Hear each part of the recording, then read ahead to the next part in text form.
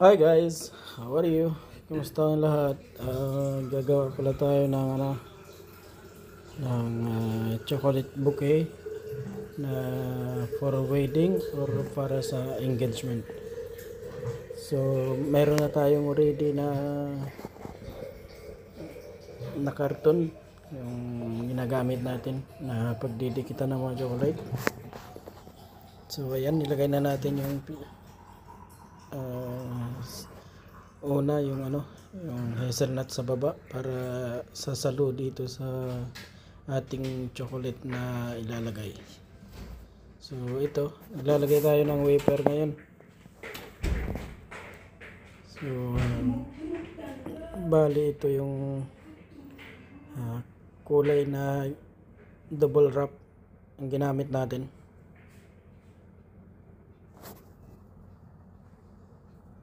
Ayan.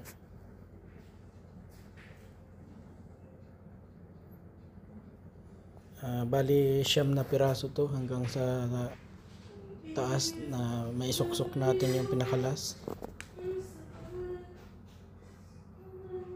Yan. Ayusin na natin ng konti. Ayan, dito ulit tayo sa kabila. Lalagay tayo ulit. So ito. Lalagay natin. So ayan guys, tinusobrahan natin yan para dyan idikit natin ang husto sa pinakataas. Yan yung yan yung purpose kaya pinakasobrahan natin ng double tape.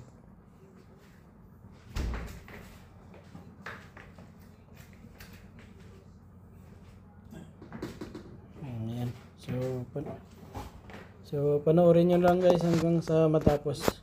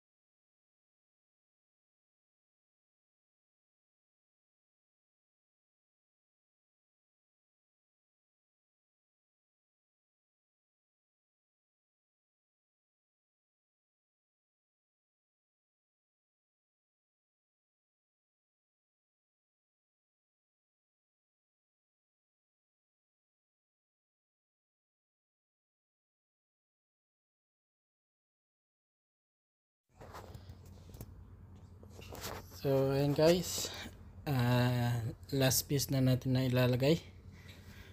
So ngayon lalagyan natin to ng ribbon. Itatali lang natin to sa gitna, tapos lagyan natin ng allowance kasi bubuhol pa natin ulit yan. So kukuha tayo ulit ng isang ribbon. Gagawin lang natin ng 4 na tupi. Ayan, tapos lagay patong sa taas, tsaka ibuhol ulit, igpitan natin para hindi siya magalaw. Tapos kukuha tayo ulit ng itong ribbon na to, 2 buhol lang, para kahit pa paano ay merong kakulay.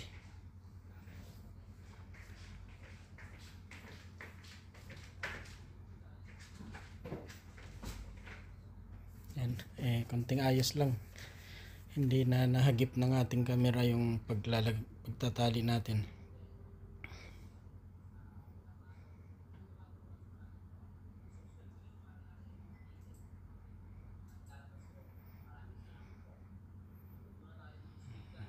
Ayan na. Yan, ganyan lang guys, ganyan lang yung pagbuhol natin. So putulan natin yung bawat dulo ng ribbon. Ayan,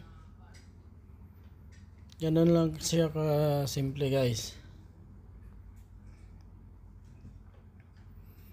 Tapos ayan, ayusin lang natin yung pagkabuka ng mga ribbon para medyo siya, maganda naman tingnan.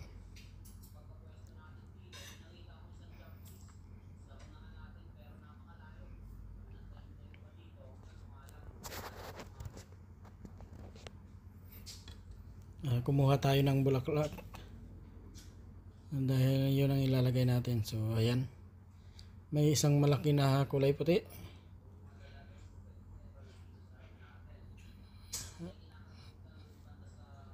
Ayan, putulan natin ng ng kanyang tangkay, lagyan ng glue gun para idikit natin sa taas. Ayan, dikit natin dyan, tapos lagay natin ng dahon magkabilang side para kunwari ay tunay ba. So ayan, magkabilaan yan, lagay natin, di ba? Parang tunay na na bulaklak dahil mayroong dahon. At lagyan din natin ng 2 piraso na na maliit na bulaklak, parang sumisibol pa lang, hindi pa namukadkad.